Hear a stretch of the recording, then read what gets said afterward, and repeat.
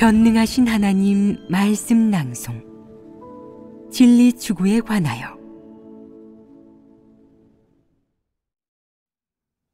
어떻게 진리를 추구해야 하는가? 7.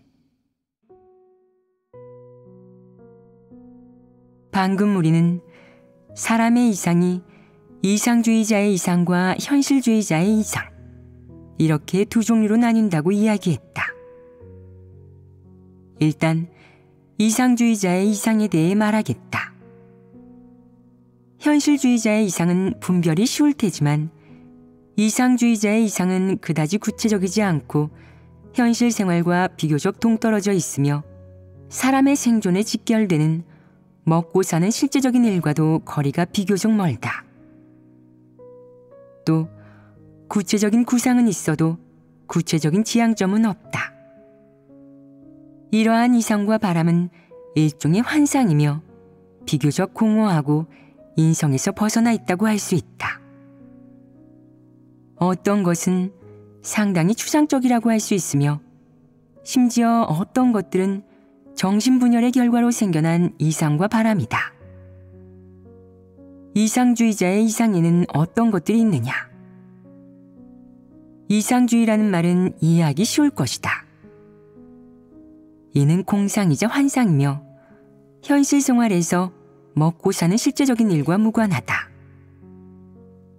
예를 들자면 시인이 되고 시선이 되어 세상을 방랑하거나 검객 혹은 협객이 되어 마찬가지로 세상을 방랑한다든지 결혼하지도 아이를 낳지도 않고 생활 속 잡다한 일에 얽매이지 않고 먹고 사는 문제로 고뇌하지 않고 평생 무엇에도 구애되지 않고 유유자적하게 세상을 오가면서 돌을 닦아 신선이 되고 싶어하고 현실 생활에서 벗어나고 싶어하는 것이다. 이것이 이상주의자의 이상이 아니냐? 너희도 이런 생각을 하느냐? 예전 중국의 어느 유명한 시인은 걸핏하면 취하도록 술을 마시고 시를 썼다. 그런 사람은 이상주의자이냐 현실주의자이냐? 이상주의자입니다. 그들이 제창하는 사상이 바로 이상주의자의 환상이요 공상이다. 이상주의자는 항상 유유자적하고 언제나 뜬구름 잡는 소리를 한다. 인간 세상이 얼마나 아름다운지, 인류가 얼마나 평화로운지, 사람들이 서로 얼마나 화목하게 지내는지에 대한 환상에 빠져 있다. 그들은 정상인성의 양심과 이성, 그리고 생활에 필요한 것들과 동떨어져 있으며 이러한 현실적 문제와 괴리되어 있다. 그 상태로 혼자서 실제에 전혀 부합하지 않는 성경 또는 공간을 상상해내고 자기는 그 공간 안에 존재하는 생물이며 그곳에서 생활한다고 상상한다. 이것이 바로 이상주의자의 이상 아니겠느냐? 옛날 시 중에 바람 타고 돌아가고 싶으나 라는 구절이 있다. 그 시의 제목이 무엇이냐? 수조가두입니다. 원문에 뭐라고 되어 있는지 읽어보아라. 바람 타고 돌아가고 싶으나 옥으로 쌓아 올린 누각 높은 곳은 추위를 견디기 어려울까 두렵네. 일어나 춤추니 맑은 그림자 나를 따르네. 어찌 인간 세상에 있는 것만 하랴. 일어나 춤추니 맑은 그림자 나를 따르네. 어찌 인간 세상에 있는 것만 하랴. 이 구절이 무엇을 의미하겠느냐? 이상을 이루지 못하고 실현하지 못한 이상주의자의 억압감과 울분의 정서 아니겠느냐? 그러한 억압감 속에서 써낸 시가 아니겠느냐? 이것의 핵심이 무엇이냐? 어느 구절에 그가 당시에 처했던 환경과 배경이 드러나 있느냐? 높은 곳은 추위를 견디기 어렵다 라는 구절이 아니냐? 관료 사회가 어둡고 사악하고 더러운 곳임을 폭로하는 구절이다. 그는 마치 신선처럼 그러한 환경을, 그러한 장소를 떠나고 싶어 한다. 그러면 관직을 받지 않으면 그만 아니겠느냐?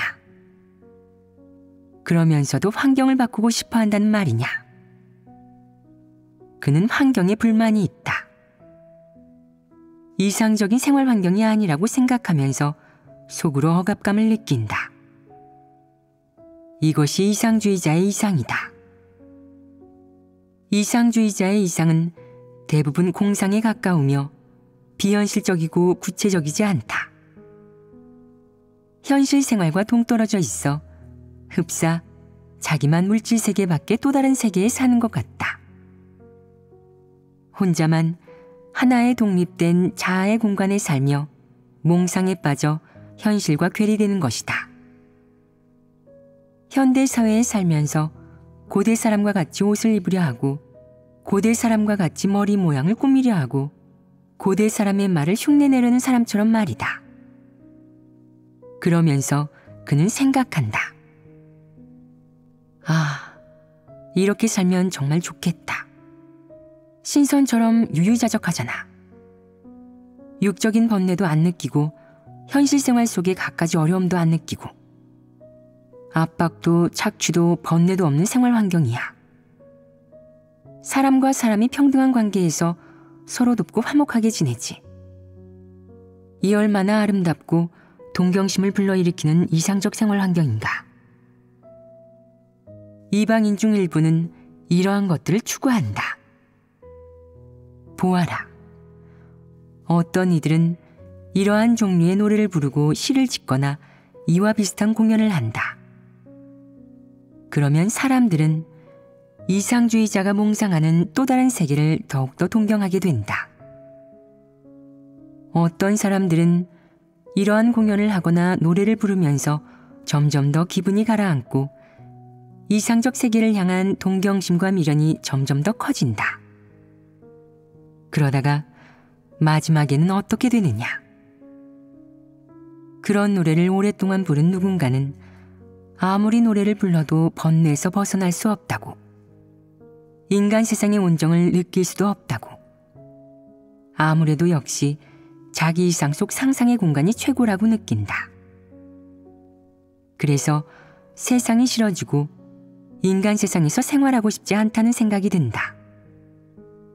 결국 자기만의 방법으로 이상적 세계로 돌아가겠다고 결연히 결심한 뒤 누군가는 음독을 하고 누군가는 건물에서 뛰어내리고 누군가는 스타킹으로 목을 메고 누군가는 출가에 수행한다. 그들의 말을 빌리자면 속세의 덧없음을 깨달은 것이다. 사실 속세의 덧없음을 깨달았어도 그렇게 극단적인 수법과 방식으로 문제를 해결할 필요는 없다. 이러한 문제와 어려움을 해결하는 방식은 아주 다양하다. 그런데도 그들은 문제의 본질을 간파하지 못하기 때문에 결국 극단적인 방식으로 어려움을 해결하고 어려움에서 벗어나 자기 이상 속 목적을 실현하려고 한다. 이것이 이방인 중 일부 이상주의자와 그들이 가진 문제다. 그렇다면 하나님 집, 교회에는 이와 비슷한 이상을 가진 사람이 없느냐? 분명히 있다. 너희가 발견하지 못했을 것이니 내가 알려주겠다. 어떤 사람들은 세상에 있을 때 이방인 중의 이상주의자와 마찬가지로 평화롭고 화목하고 평온하고 모두가 평등한 이상적 사회를 동경했다. 예를 들면 일부 시인 혹은 작가의 문장력으로 탄생한 무릉도원 같은 곳 말이다. 물론 그보다 많은 것은 사람의 이상세계에 존재하는 공간 혹은 생활 방식 및 생활 환경이다. 그들은 이러한 필요와 이상을 가지고 있기 때문에 저도 모르게 자기 이상을 실현하기 위해 신앙을 찾는다. 찾는 과정에서 하나님을 믿는 것이 꽤 괜찮은 길이고 좋은 신앙적 선택임을 깨닫는다. 이러한 이상을 품고 하나님 집에 와서는 이곳에서 사람과 사람 사이의 온정, 배려, 보살핌을 느낄 수 있기를 바란다. 물론 그보다 더 바라는 것은 하나님의 큰 사랑과 보호를 체험하는 일이다. 그들은 자기 이상을 가지고 하나님 집에 온다. 본분을 이행하든 이행하지 않든 아무튼 그들의 이상은 시종일관 변하지 않는다. 그들은 시종일관 이상을 가지고 있고 품고 있다. 그들의 이상은 처음부터 끝까지 다음 내용을 벗어나지 않는다. 하나님 집에 와서 이곳이 사람에게 온정을 느끼게 해주는 곳이기를, 온정과 행복, 그리고 평안을 누릴 수 있는 곳이기를 바란다. 또 하나님 집에서는 사람과 사람 사이에 다툼, 시기, 차별이 없기를, 사람과 사람이 서로 괴롭히거나 속이거나 모해하거나 배척하지 않기를 바란다. 이상주의자들이 이상으로 삼는 것들은 기본적으로 이러하다. 마치 기계가 다른 기계를 대하듯 사람과 사람 사이의 관계에 생기도 없고 그 어떤 생각도 없기를 바란다. 만나면 기계적으로 미소 짓고 굽신대며 예의를 차리고 우호를 표시하고 그 어떤 적이도 없음을 표하길 바란다. 또 사람과 사람 사이에 큰 사랑이 있고 서로 배려하고 보살피고 돕고 이해하고 포용하고 더 나아가 서로 감싸고 서로 비호하는 등이 바로 이상주의자가 이상으로 삼고 몽상하는 것들이다. 예컨대 이상주의자 부류가 하나님 집에 왔을 때 품고 있는 이상과 바람은 나이 많은 사람이 젊은 사람들의 존중과 보살핌, 그리고 세심한 배려와 우대를 받는 것이다. 존중 외에 존칭도 듣고 싶어 한다. 형제를 만나면 모모 할아버지, 모모 큰아버지, 모모 아저씨로 불리고 자매를 만나면 모모 할머니, 모모 이모, 모모 자매님으로 불리기를 바라는데 결론적으로 항상 호칭이 붙기를 희망한다. 사람과 사람 사이가 겉보기에 대단히 잘 어우러지고 화목하고 예의를 차리고 겉으로든 마음속으로든 사람에게 악의가 없고 좋지 않은 것 또는 사악한 것이 없고 누군가가 잘못을 하거나 누군가에게 어려움이 생기면 모두가 도움의 손길을 내밀어 주기를 희망한다.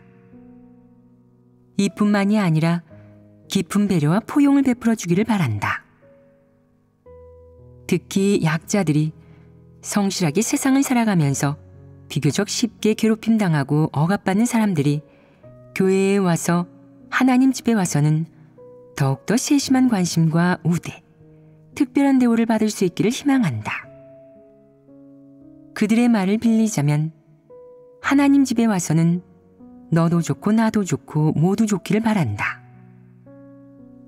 다들 하나님을 믿으니 한 가족이자 친형제 자매로 누가 누구를 괴롭히는 현상이 있어서는 안 되고 사람을 괴롭히거나 모해하는 현상이 있어서도 안 된다고 생각한다.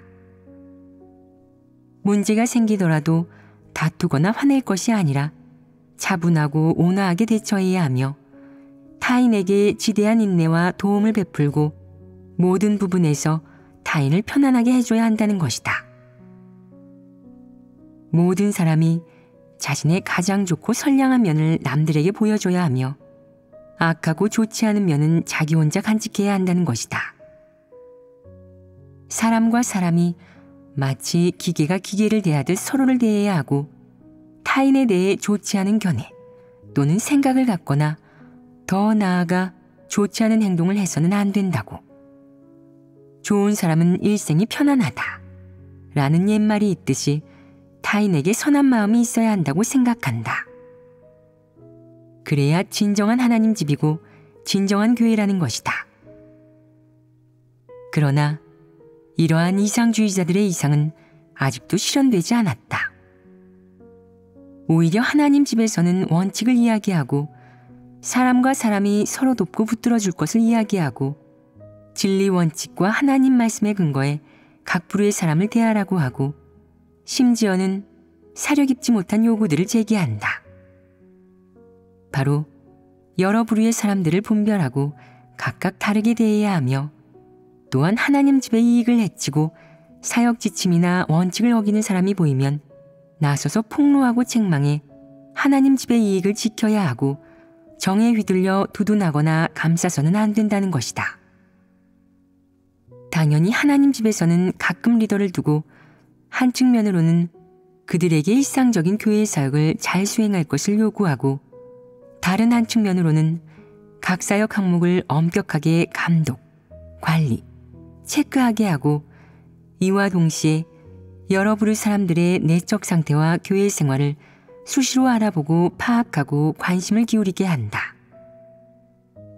또 그 사람들이 본분을 이행하는 태도와 동향이 어떤지 관찰하면서 수시로 합리적이고 적절하게 조정을 진행하도록 한다. 물론 리더 일꾼들에게 하나님 집의 사역 지침이나 원칙을 어겨 교회 사역을 방해하고 교란하는 사람이 있을 경우 엄하게 책망 훈계하라고 요구하기도 한다.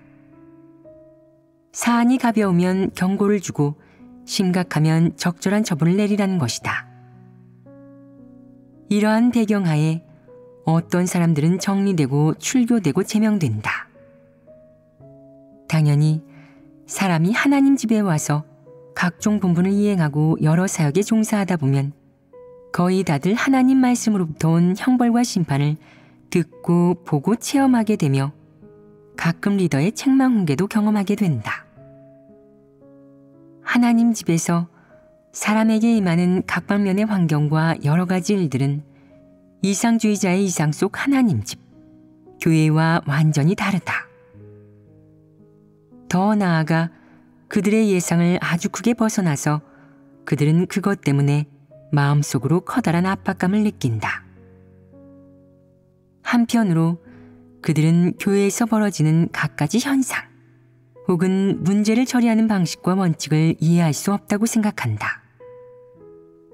다른 한편으로 그들의 이상 때문에 또한 긍정적인 사물, 교회, 하나님 집에 대한 그들의 잘못된 이해 때문에 마음 깊숙한 곳에 억압감이라는 정서가 생긴다.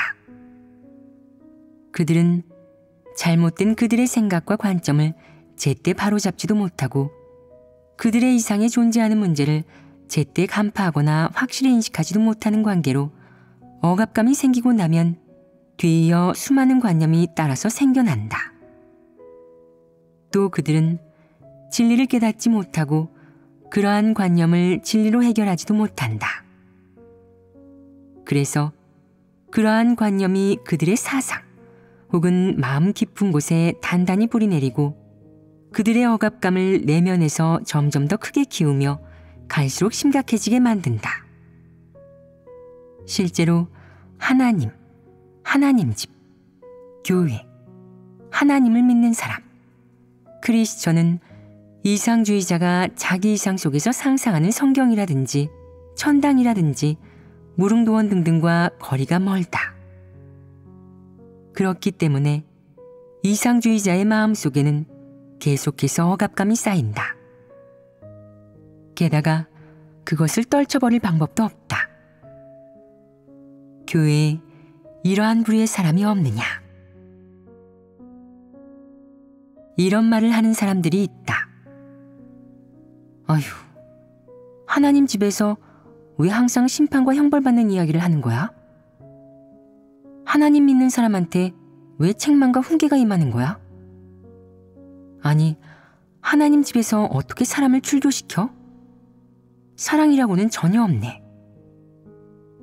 지상의 천당에서 어떻게 이런 일이 벌어질 수 있는 거야? 교회에 어떻게 적그리스도가 나타날 수 있어? 어떻게 적그리스도가 사람을 억누르고 괴롭히는 현상이 벌어져? 교회에서 하나님 집에서 사람들이 어떻게 서로 폭로하고 해부할 수가 있어? 어떻게 의견 충돌이 일어나? 어떻게 서로 질투하고 다툴 수가 있어? 이게 도대체 어떻게 된 일이야? 하나님 집에 왔으면 사람과 사람 사이에 사랑이 있고 서로 도울 줄 알아야 하는 거잖아. 어떻게 이런 일이 일어날 수가 있지? 이와 같은 생각을 하는 사람이 많으냐 적으냐? 자기 상상에 따라 하나님 집을 바라보는 사람이 참 많다. 너희가 말해보아라. 이러한 상상과 논조가 객관적이겠느냐? 객관적이지 않습니다. 어느 부분이 객관적이지 않으냐? 인류는 너무 깊이 폐괴되었고 하나님께서 구원하시는 사람은 모두 폐괴 성품이 있습니다. 그래서 사람과 사람이 함께 지내다 보면 반드시 폐괴를 드러낼 수밖에 없습니다. 질투와 분쟁, 사람을 괴롭히거나 억압하는 일이 벌어지게 됩니다. 이는 필연적으로 일어나는 일입니다. 이상주의자들이 상상하는 것은 존재하지 않습니다. 또한 교회 생활과 교회의 사역을 지키기 위해 교회에서 진리 원칙에 근거해 사람을 책망하고 훈계하거나 조정하고 교체하고 악인과 불신파를 제명하거나 출교시키는데 이것은 원칙에 부합하는 일입니다.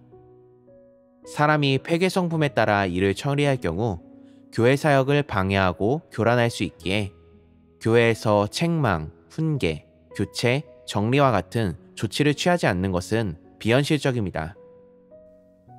비현실적이라서 이들의 생각을 이상주의자의 이상이라고 하는 것이다. 하나같이 현실적이지 않고 공허하며 상상한 것일 뿐이다.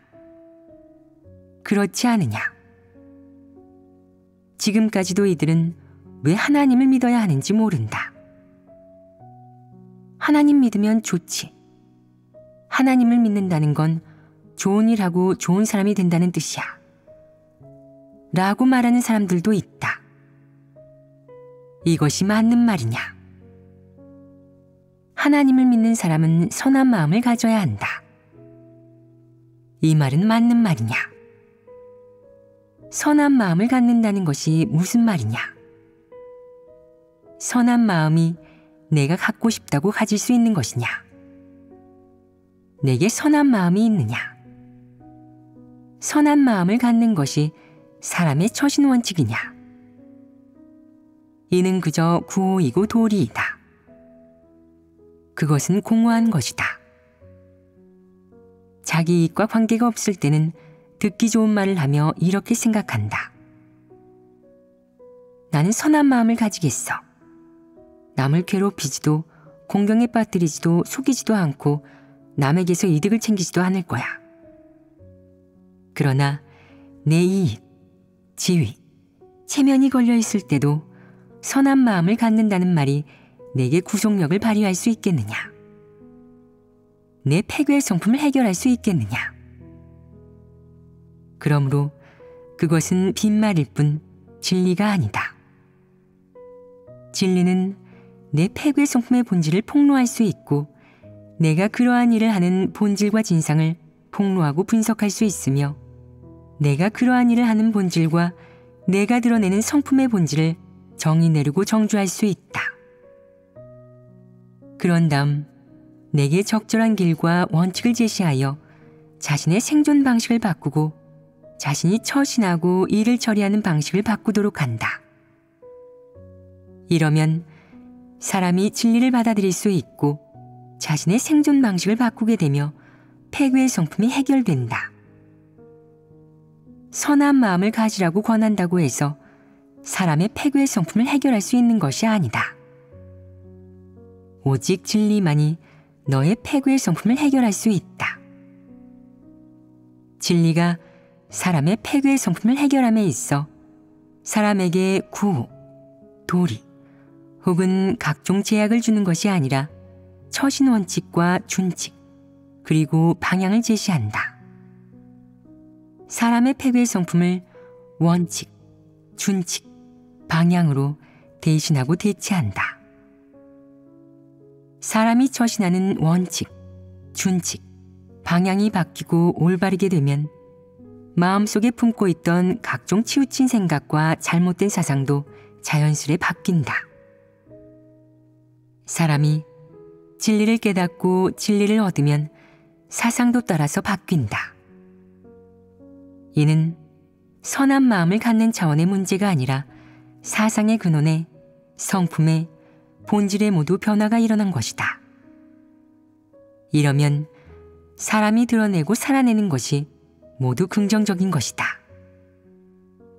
사람이 처신하는 방향, 방식, 출발점이 다 바뀌고 말하거나 행동할 때 항상 하나님 말씀을 근거와 준칙으로 삼고 정상인성으로 살 수 있게 된다. 그렇다면 사람에게 선한 마음을 갖는다는 단순한 말을 굳이 할 필요가 있겠느냐? 쓸모가 있겠느냐? 그 말은 그저 빈말이고 아무 문제도 해결할 수 없다. 이상주의자는 하나님 집에 교회에 온 뒤에도 자기 이상을 실현하지 못해 마음속으로 억압감을 느낀다. 관료 집단이나 사회에 깊이 발담근 일부 이상주의자들이 자기 이상이 실현되지 않는다고, 원하는 바가 충족되지 않는다고 종종 낙담하는 것과 마찬가지다. 어떤 사람들은 관리가 되고 황제가 됐다고 기고만장해서는 아나무인으로 굴기도 한다. 큰 바람이 일어나니 구름이 날렸도다 라는 19에서처럼 말이다. 다음 구절은 무엇이냐? 온 세상의 위험을 떨치고 고향에 돌아왔도다 입니다. 보아라.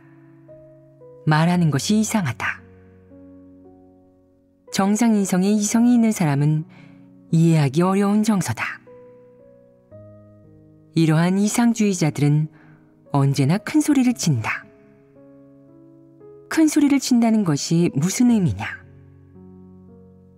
어떤 일을 하든 현실을 직시하지 않고 현실적인 문제를 해결하지 않는다는 것이다. 그들은 무엇이 현실인지 모르며 항상 감정적이다. 이들은 하나님 집에 와서 진리를 아무리 많이 들어도 하나님을 믿는다는 것이 무엇인지, 하나님을 믿는 의의가 대체 무엇인지 깨닫지 못한다. 진리의 가치를 깨닫지 못하고 사람이 진리를 추구하는 것의 가치는 더더욱 깨닫지 못한다. 그들이 줄곧 추구하는 것은 이상주의자의 이상이다. 그들은 언젠가 하나님 집이 자기 이상 속의 기대처럼 되기를 꿈꾼다. 사람과 사람이 서로 깍듯이 대하고 조화롭게 공존하고 그저 좋게 좋게 지내고 서로 보살피고 아끼고 돕고 고맙다고 인사하기를 꿈꾸는 것이다. 또한 서로 좋은 말, 축복의 말을 해주고 듣기 싫은 말이나 상처를 주는 말, 또는 사람의 폐괴 본질을 폭로하는 말은 일절하지 않고 사람과 사람 사이에 의견 충돌이 없고 서로 폭로하거나 책망하지 않기를 꿈꾸는 것이다. 이러한 사람들은 진리를 아무리 많이 들어도 하나님을 믿는 의의를 깨닫지 못하며 하나님의 요구가 도대체 무엇이고 하나님은 사람이 어떤 사람이 되기를 바라는지 깨닫지 못한다. 그뿐만 아니라 언젠가 하나님 집에서 그들이 바라던 이상적인 대우를 누릴 수 있기를 더욱 바란다. 그런 대우를 받지 못하면 하나님 집에서는 자기 이상을 실현할 여지가 없고 기회도 없다고 느낀다. 이로 인해 어떤 사람들은 억압감을 느끼는 동시에 수시로 포기하고 싶다는 생각을 하면서 말한다. 하나님 믿는 거 재미없고 공허해. 하나님을 믿는 사람들은 부처님 믿는 사람들처럼 서로 돕고 아끼고 존중하지 않아. 하나님 믿는 사람들은 진리며 원칙을 늘 얘기하는 데다가 사람과 사람 사이에 함께 지내면서도 항상 분별력을 얘기하고 늘 폭로하고 질책해. 심지어는 책망과 훈계도 자주 임하지. 이런 생활은 내가 원하던 게 아니야. 자기가 품은 이상이 있고 천당에 갈 한 가닥 희망이 있기에 버티는 것이지, 그게 아니라면 이상주의자들은 언제든지 교회를 떠나 다른 길을 찾을 사람들이다. 말해보아라. 이러한 부류가 하나님 집의 사람이냐? 그들이 하나님 집에 머무는 것이 적절하냐? 적절하지 않습니다. 그러면 어디로 가는 것이 적절하겠느냐? 볼당에 가도 되고 도관에 가도 될 것이다. 그들은 사회에서는 억압감을 느끼지 않으면서 오히려 하나님 집에서는 억압감을 심하게 느낀다. 이상을 실현할 기회가 없고 자기 이상을 실현할 여지가 없다고 느낀다. 그러니 이러한 사람들에게는 언제나 연기가 자욱하고 향불이 꺼지지 않는 곳이 어울린다. 그곳은 조용하고 어떻게 처신해야 하는지 너를 가르치지도 않는다. 너의 갖가지 잘못된 생각과 관점을 폭로하지도 않고 내 패괴 성품을 폭로하거나 책망하지도 않는다. 사람과 사람 사이에 거리가 있고 서로 존중한다. 하루에 말을 몇 마디 하지도 않으며 그 어떤 의견 충돌도 발생하지 않는다. 너를 감독하는 사람도 없고 단속하는 사람도 없다. 거기서 자급자족하며 살면 낯선 사람은 1년에 몇 명 보지도 못할 테고 생활상의 문제로 근심할 필요도 없다. 육적인 생활에 필요한 것이 있으면 작은 그릇이나 바리떼를 하나 들고 거리로 나가서 시주를 받고 먹을 것을 구하면 그만이요. 돈을 벌지 않아도 된다. 그곳에는 인간 세상의 번뇌가 없다. 사람과 사람이 그저 좋게 좋게 지내고 누구도 타인과 언쟁을 벌이지 않고 불만이 있어도 마음속에만 담아둔다. 생활이 아주 편안하니 그야말로 극락세계라고 하겠다. 그곳은 이상주의자에게 이상적인 곳이고 그곳이야말로 이상주의자의 이상이 실현될 수 있는 곳이다. 이상주의자는 자기가 상상하는 곳에서 살아야지 교회에서 살아서는 안 된다. 그의 입장에서 교회는 일이 너무 많은 곳이다. 매일 하나님 말씀을 읽고 예배를 드려야 하고 각종 원칙을 배워야 하고 항상 진리를 교제하며 자신의 패괴 성품에 대한 인식을 교제해야 한다. 패괴 성품에 따라 일을 처리하면서 원칙을 어긴 사람에게는 책망과 훈계가 임한다. 심지어 항상 책망과 훈계가 임하는 사람도 있다. 이러한 사람들은 교회에서 큰 억압감을 느끼며 즐겁지 못하다. 교회는 그에게 이상적인 환경이 아니다. 그는 여기서 세월을 흘려보내거나 청춘을 낭비하느니 하루빨리 자기 마음에 드는 곳에 가서 사는 게 낫겠다고 생각한다. 여기서 시간을 허비하고 항상 억압감을 느끼며 불편하고 불행하고 기분 나쁘게 지낼 필요가 없다고 여긴다.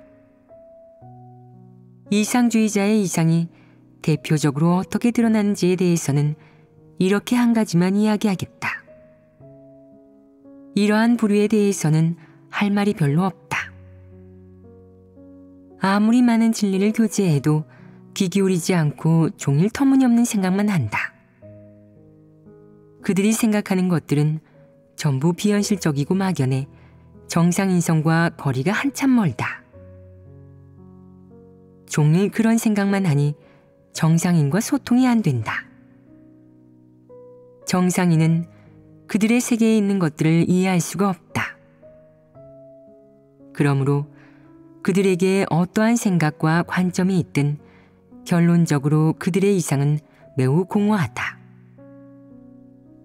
이상이 매우 공허하므로 그들의 생각과 관점도 당연히 매우 공허하다. 그런 것은 분석할 가치도 깊이 파헤칠 가치도 없다. 기왕 공허하니 앞으로도 계속 공허하게 내버려 두도록 하자. 그들이 가고 싶은 곳은 어디든 가도 되고 하나님 집에서는 간섭하지 않을 것이다.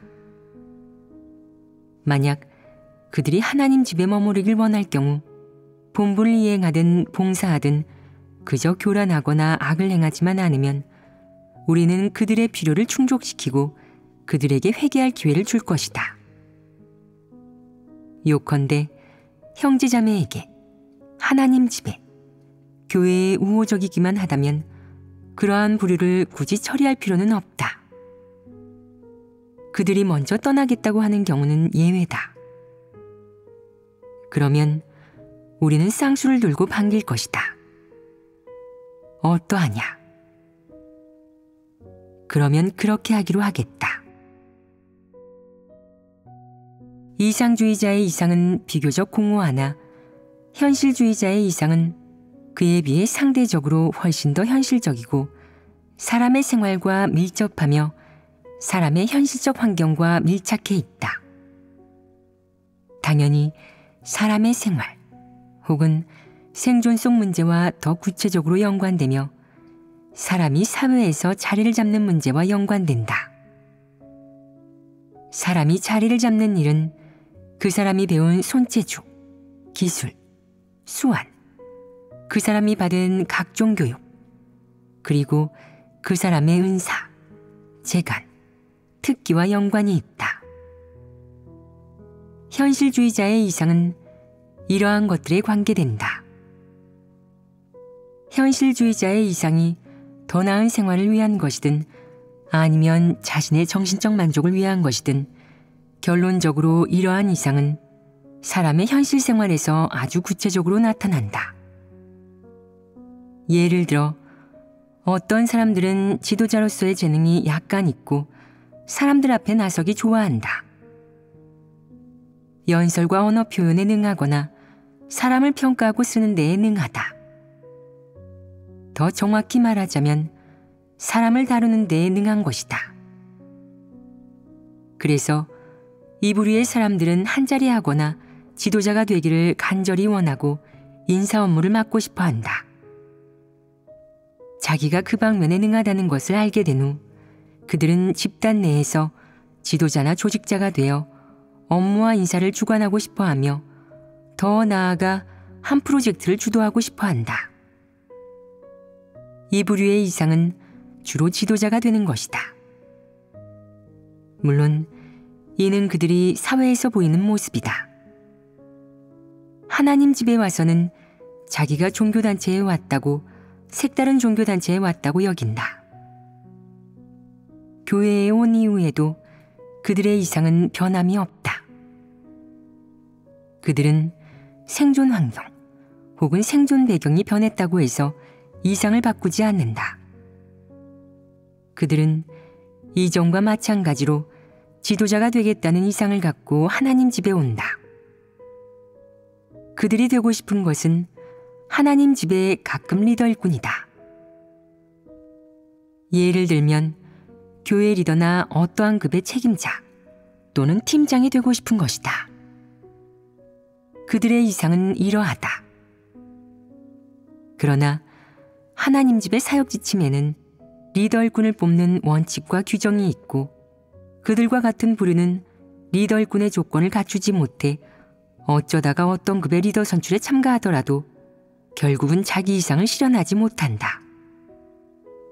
소원대로 리더가 될 수 없는 것이다. 리더가 되지 못할수록 자기가 하고 싶은 이상 속의 일을 할 수가 없을수록 그들의 마음 깊은 곳에서는 이상이 점점 더 격렬하게 꿈틀거린다. 점점 더 리더가 되고 싶어지는 것이다. 그래서 극력 온갖 시도를 한다.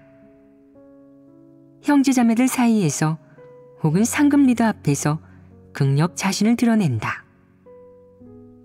자신을 돋보이게 하고 출중해 보이게 하고 자기 특기를 사람들에게 보여준다.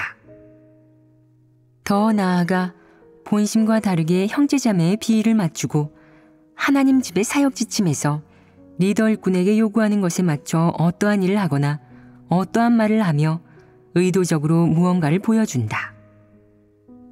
그러나 한동안 노력한 뒤에도 리더가 되려는 자기 이상을 실현하지 못하면 어떤 이들은 실망하고 낙담하고 자아를 잃은 것 같은 기분을 느낀다. 그들이 하나님을 믿게 된 이후에도 진리를 받아들이지 못하고 문제가 해결되지 않은 탓에 이전부터 있던 억압의 부정적 정서가 오히려 더 심해진다. 쭉 한자리 하고 싶었고 지도자가 되고 싶었던 이상은 하나님을 믿기 전부터 이미 마음속에 싹튼 것인데 이를 실현하지 못해 가슴 밑바닥에 항상 무형의 억압감이 존재했다. 하나님 집에 와서도 여전히 그런 이상을 실현할 수가 없자 억압감이 가슴 속에서 나날이 커지고 더 심각해지는 것이다. 이러한 부류는 자신이 지도자로서의 재능을 발휘하지 못해 불평하고 자신의 이상을 실현할 수 없어 불행하다고 생각하며 낙담하고 억압감을 느낀다. 이상이 줄곧 실현되지 않아 그들은 속으로 무척 억울해한다.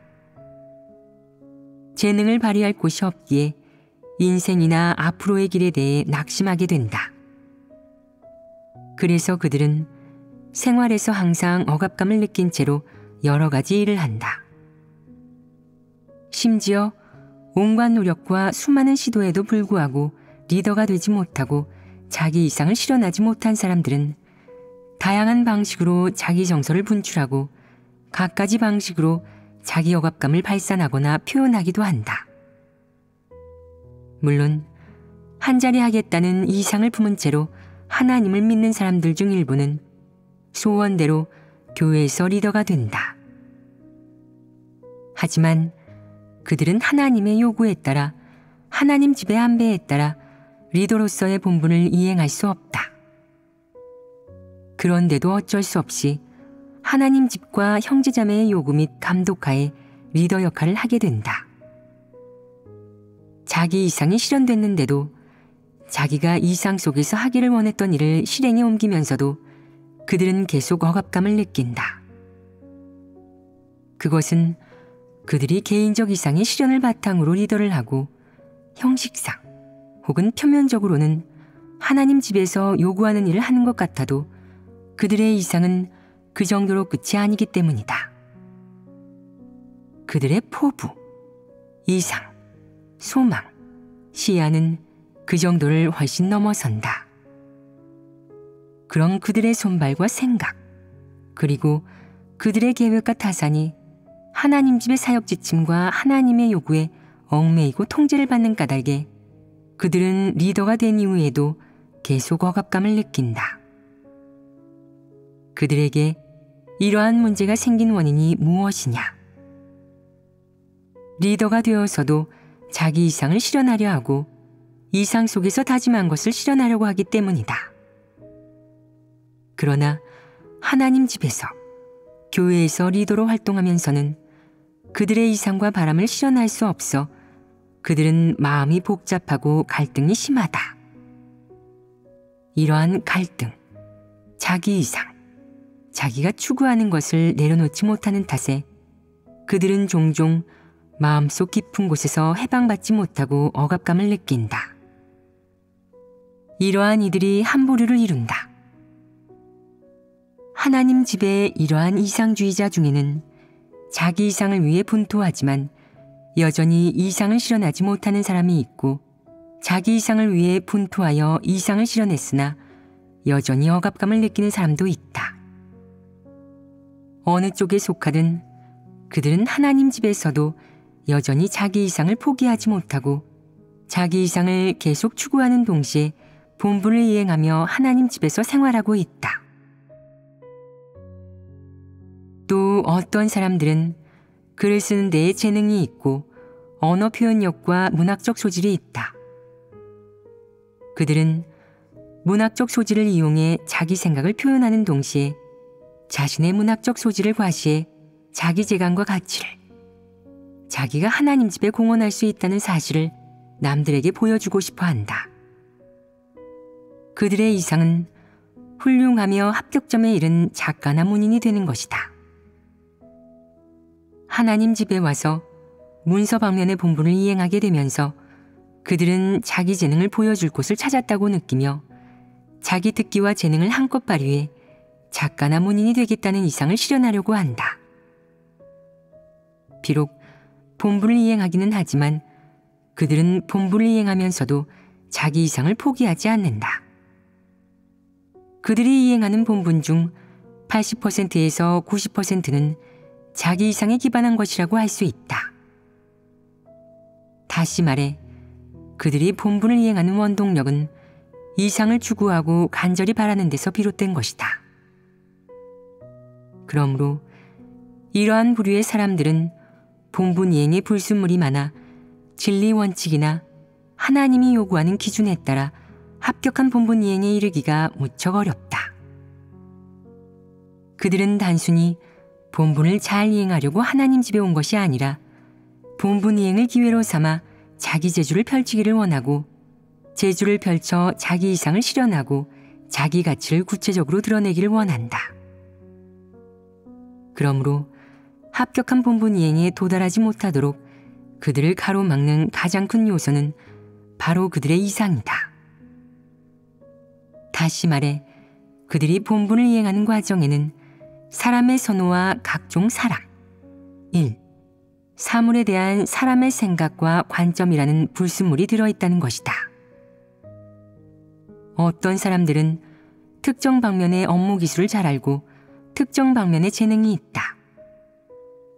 예를 들어 컴퓨터 기술을 잘하는 사람이 있다. 그는 컴퓨터 엔지니어가 되고 싶어 한다. 안경을 쓰고 전문가다운 옷을 입고 무엇보다 특징적인 것은 보기 힘든 혹은 아주 독특한 컴퓨터를 가지고 다니면서 어디서나 자리에 앉으면 전문적으로 컴퓨터를 켜고 전문적으로 인터넷 사이트의 갖가지 정보를 살펴보며 전문적으로 컴퓨터상의 각종 문제를 처리한다. 하여간 그들은 전문가의 시각, 전문가의 말과 행동을, 전문가의 풍모를 보일 것을 스스로에게 요구하고 이를 표방한다. 스스로 전문가가 되고자 컴퓨터 공학 업계 내의 인사가 되고자 노력한다.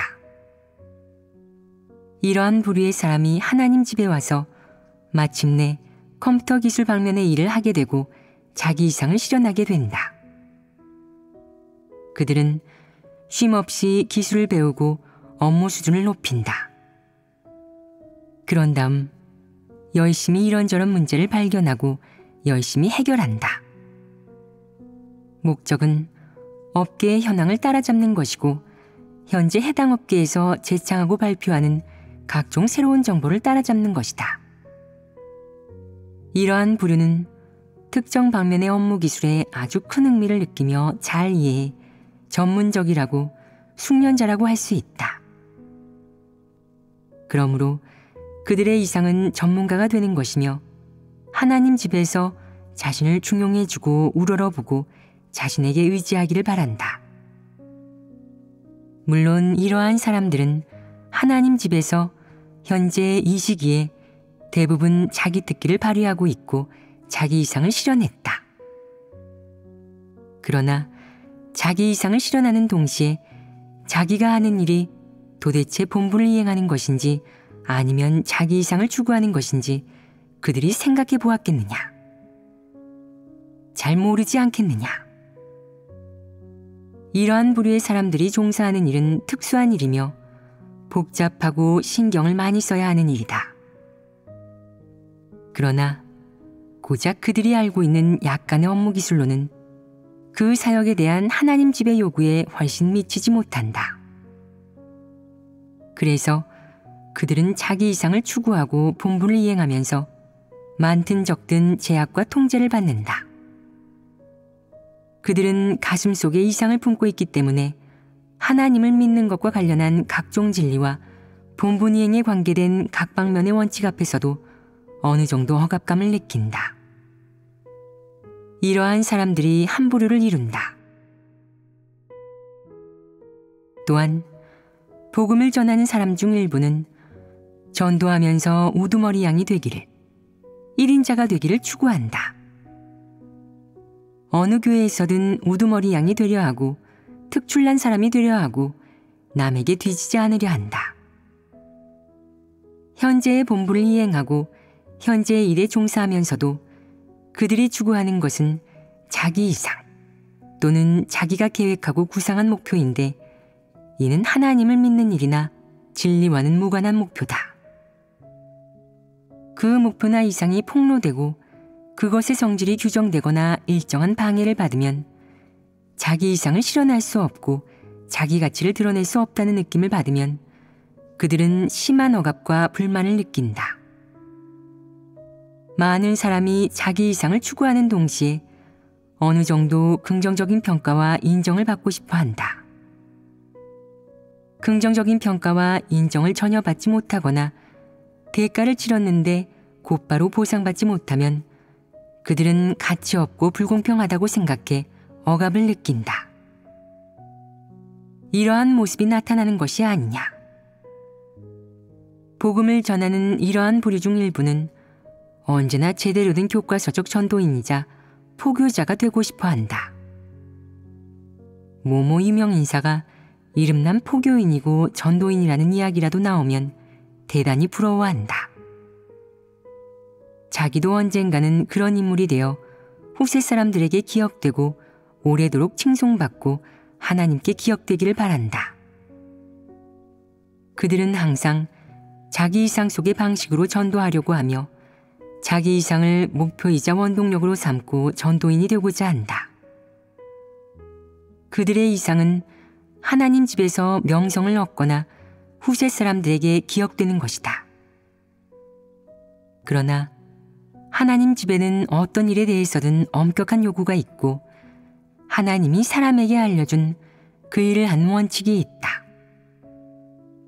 그래서 그들은 자기 이상 속의 포교인이 될 수 없어서 항상 감독과 통제를 받아서 리더 일꾼이 사역에 대해 체크하고 물어봐서 억압을 느낀다. 그런가 하면 어떤 사람들은 특별한 업무에 숙달됐다거나 특별한 재능이 있다는 이유로 하나님 집에 와서도 자기 이상을 추구한다. 이러한 부류 가운데 배우들을 예로 들어보자. 그들 중 일부는 자기가 연기를 조금 잘하고 연기 테크닉을 약간 배웠답시고 이상적인 배우가 되고 싶어 한다. 자기도 언젠가 이방인 세계의 대배우들처럼 유명인이 되고 스타가 되고 음악의 왕이나 여왕이 될 수 있기를 바란다. 하지만 하나님 집에서는 늘 그 방면의 패괴의 성품과 드러내는 패괴를 폭로한다. 게다가 하나님 집에는 연기라는 사역에 대한 구체적 요구와 원칙이 존재한다.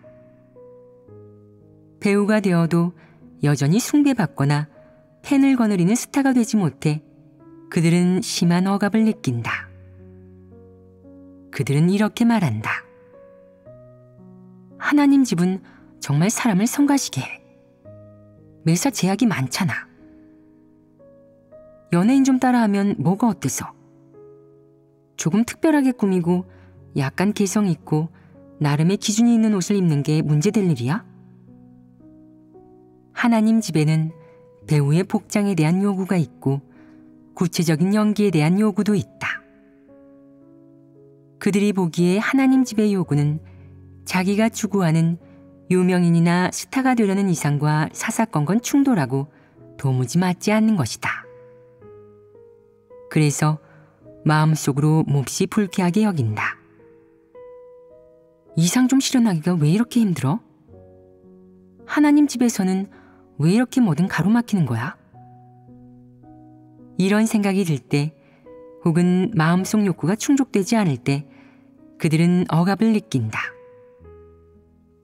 억압을 느끼는 배경에는 자기 이상이 정당하며 존재 가치가 충분하다는 그들의 생각이 있다.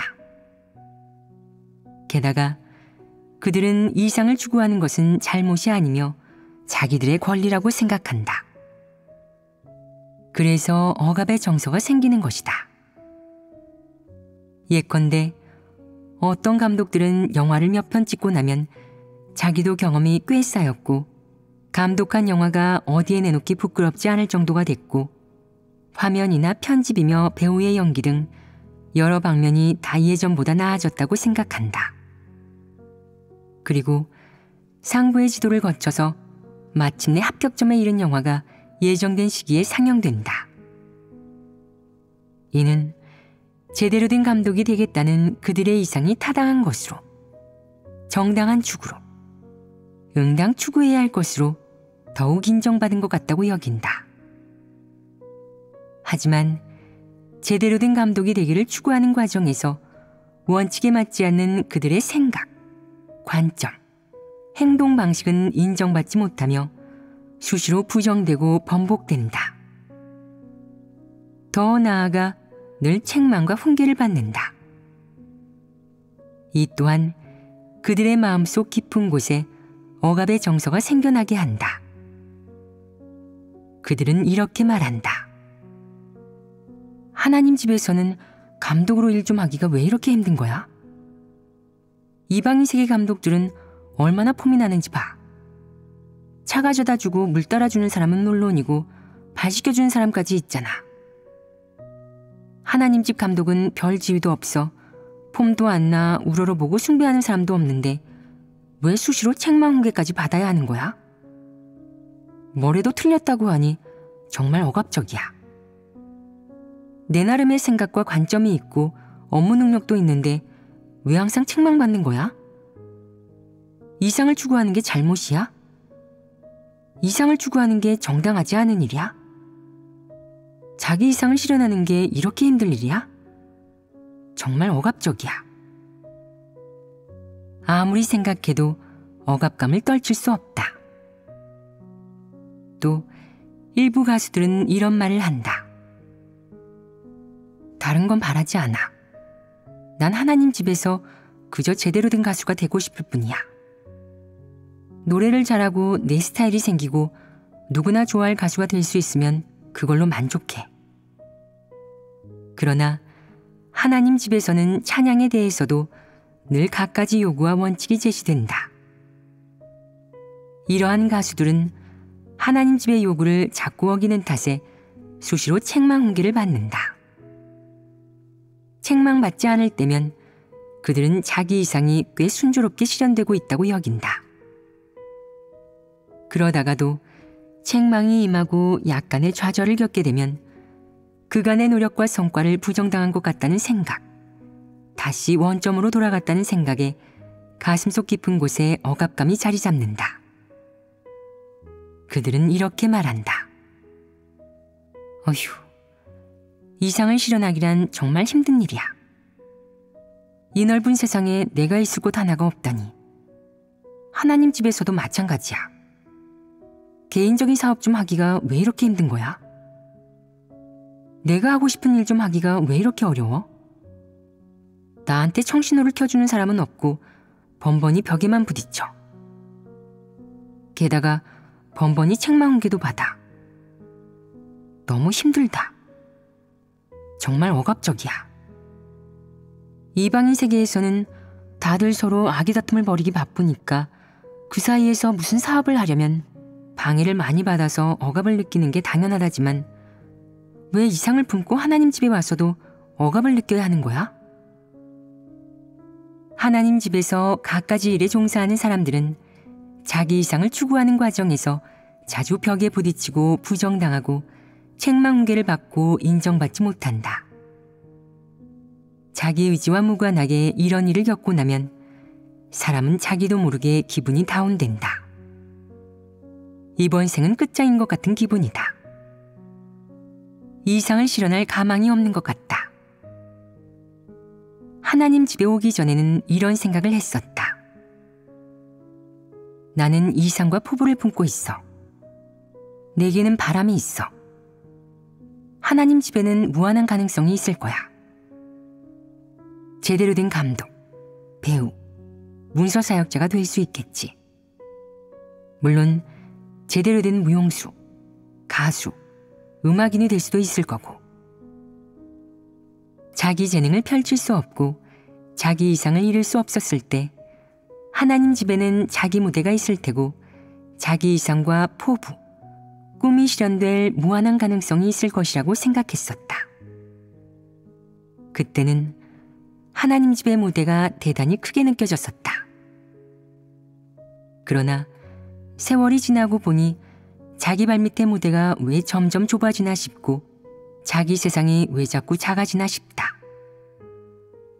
자기 이상을 실현할 가능성이 갈수록 막연해지는 것 같고 갈수록 가망이 없는 것 같고 그게 대체 어떻게 된 일인가 싶다.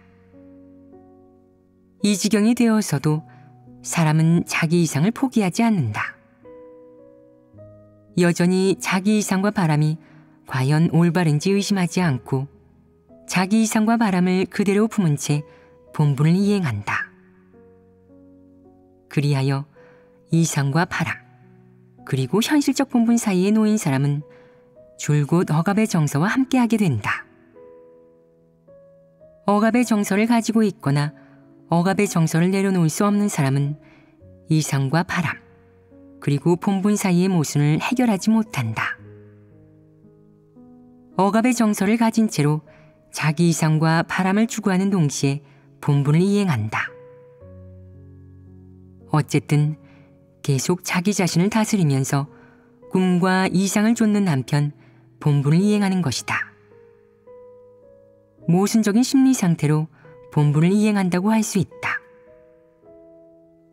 심한 억압을 느끼고 아주 떨떠름해하지만 그러면서도 자기 이상과 바람을 실현하고자, 자기 가치를 드러내고자, 자기 이상과 바람을 쫓고자 어쩔 수 없이 본분을 이행한다.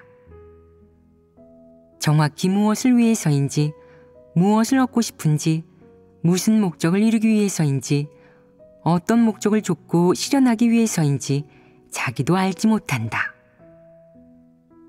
그게 점점 더 불분명해지고 앞길이 갈수록 흐릿해지는 것 같다. 이런 상태에서는 억압의 정서를 내려놓거나 해결할 방도가 없지 않겠느냐.